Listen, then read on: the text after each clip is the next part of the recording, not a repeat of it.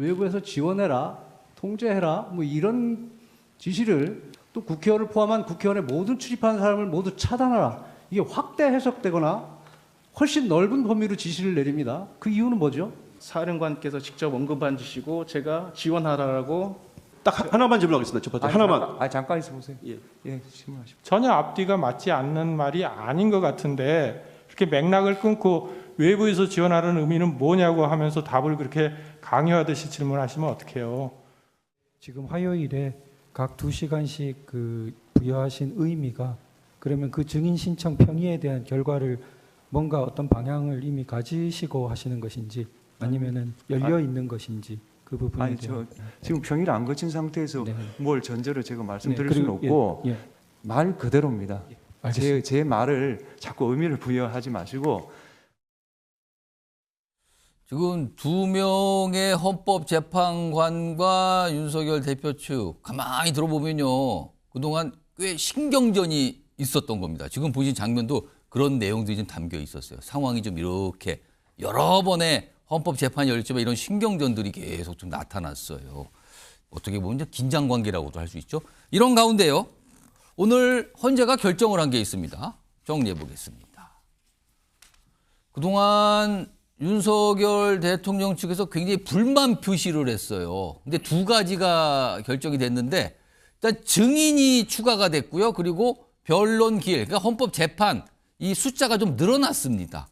우선 헌법 변론길 지정이라고 그러죠. 이 숫자가 늘어났는데 18일에 9번째, 이거는 뭐 이미 확정이 됐는데 오늘 10번째, 20일에 일단 한 번 더 추가가 됐습니다. 그리고요.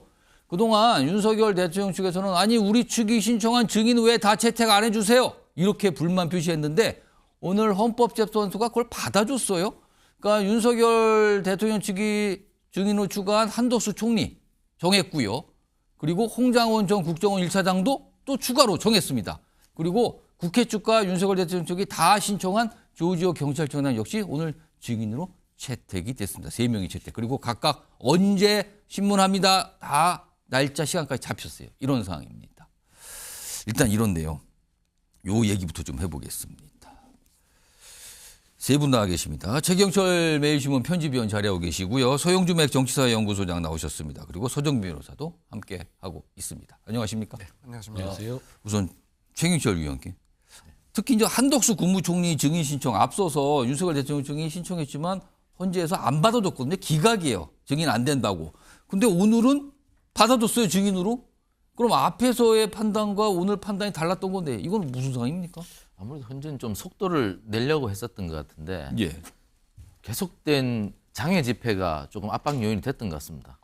지난주 대구 집회는 저도 깜짝 놀랐는데 예. 무슨 사람이 그렇게 많이 왔는지 예. 뭐 모를 정도로 대구에서 그 정도 인원이 그렇게 거리에 모인 거는 뭐 사상 초유입니까? 그 지하철역이 생기고는 그렇게 많은 사람이 온 건 처음이랍니다. 그게 그 지하철역을 이용한 사람이 한 9만 명 가까이 됐다 그러니까. 9만 명. 그러니까요. 뭐 9만 명이 전체는 아니겠지만 상당 숫자가 그렇죠. 거기 내려서 위해. 그 광장으로 갔던 것 같은데 그만큼 집회의 위력이라는 것이 아무래도 헌법재판소 재판관들도 그런 여론을 보지 않을 수 없는 분들이기 그럼 때문에 약간 그거에 대한 압박과 부담 때문에 오늘 윤석열 대통령 측의 요구사항을 좀 받아준 거 아니야 이렇게 보시는 거예요? 저는 그렇게 봅니다. 이게 헌법재판소 재판관이 9명 중 6명이 3명은 대통령이 임명하고 예. 또 3명 국회에서 임명하기 때문에 정파성이 사실 없다고는 보기 어렵거든요.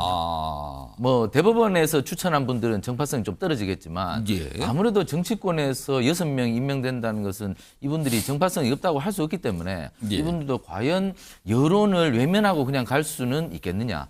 그렇기 때문에 여론을 볼 수밖에 없는 것이고 그 여론이 움직이면서 또 언론이 또 같이 움직이지 않습니까? 뭐 일부 언론에서는 뭐 헌법재판소 재판을 갖다가 졸속 재판 뭐 이런 제목도 달고 이런 표현들이 나왔어요. 그렇기 때문에 이분들이 그렇게 여론을 의식하지 않을 수 없었다. 그렇기 때문에 한덕수 국무총리를 증인으로 불러서 계엄 절차의 적합성, 과연 그 계엄 과정에서 국무회의가 제대로 열렸고 그리고 의결 심의가 제대로 됐는지 이것을 들여다보겠다고 하시는 것 같고 그리고 계엄이 왜 이르게 됐는지 야당이 얼마나 행정부를 압박해서 행정부의 그 권능을 무효화하고 그렇게 돼서 상권 분립이 형해야 됐는지 예. 그런 과정도 알아보려 한 것 같습니다. 소영주 소장님. 네.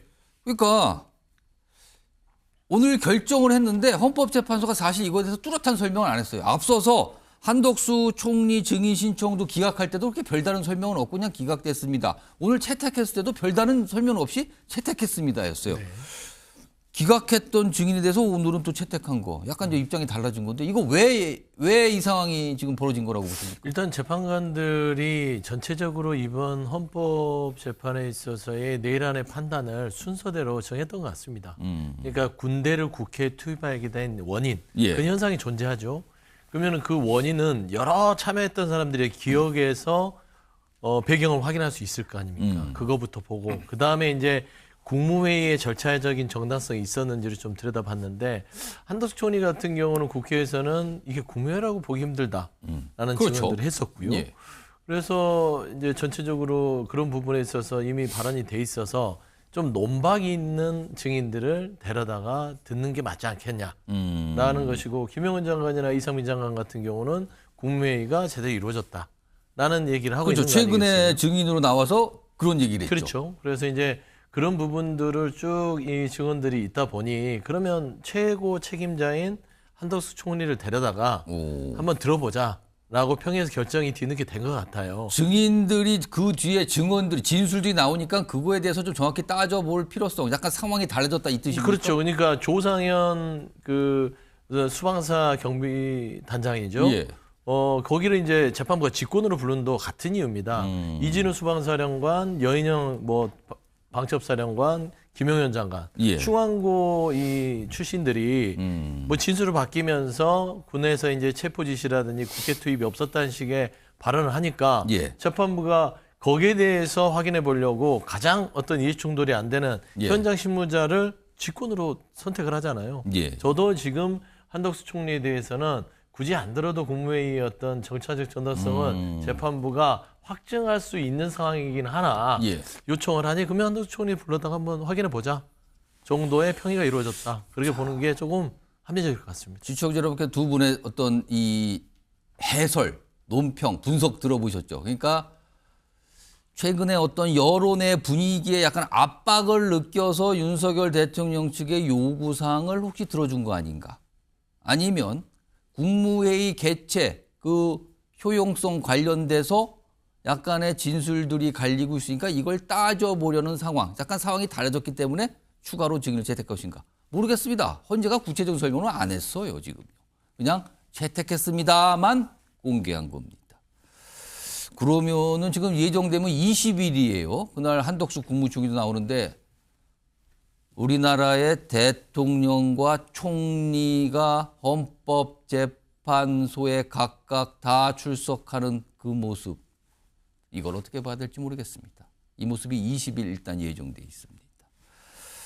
그렇다면은 20일까지 변론이 재판이 하나 더 잡혔어요. 그렇다면은 2월 말에 뭐 탈핵심판 선고는 사실상 불가능해졌어요. 그럼 3월로 넘어가게 된다는 건데요. 이런 상황에서 20일에 잡혀 있는 이 재판 변론을 윤석열 대통령 측에서 25일로 연기해 달라고 했습니다.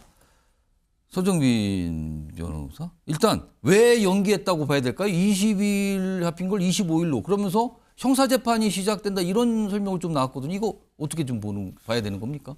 네, 뭐 말씀하신 것처럼 이제 20일 경우에는 탄핵 심판뿐만 아니라 이 형사재판과 관련해서 일단 공판 준비기일이 잡혀 있습니다. 그러니까 윤석열 대통령의 형사재판이 처음 시작하는 날. 그렇습니다. 거기다가 이제 당일에는 구속 취소 여부와 관련해서도 또 심리를 한다. 얼마 전에 구속 취소 신청을 했죠. 네.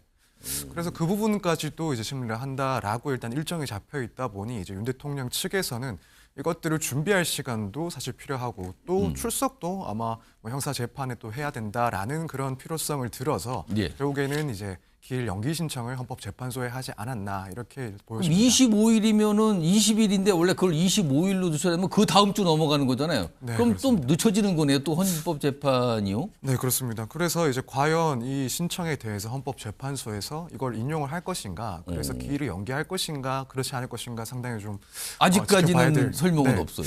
사실 지금 뭐 고민할 부분은 분명히 있다라고 생각이 됩니다. 일단 뭐 공판 준비 기일이나 혹은 뭐 구속 취소 같은 경우에 이 형사 사건에서 윤 대통령이 반드시 출석을 해야 된다 이런 것은 아닙니다. 예. 그런 것들은 뭐 임의적으로 출석 여부를 결정할 수 있고 뭐 탄핵 재판 역시도 첫 기일 외에는 사실 윤 대통령이 반드시 출석해야 될 그런 의무가 없기 구속 때문에 취소 신문도 꼭 참석해야 되는 건 아닙니까? 네, 서류 심사로도 사실은 또 가능하다라고 보고 있어서 예. 이 모든 절차들이 사실은 뭐 임의적으로 그 출석을 할 수 있는 그런 제도라고 보여지기 때문에 예.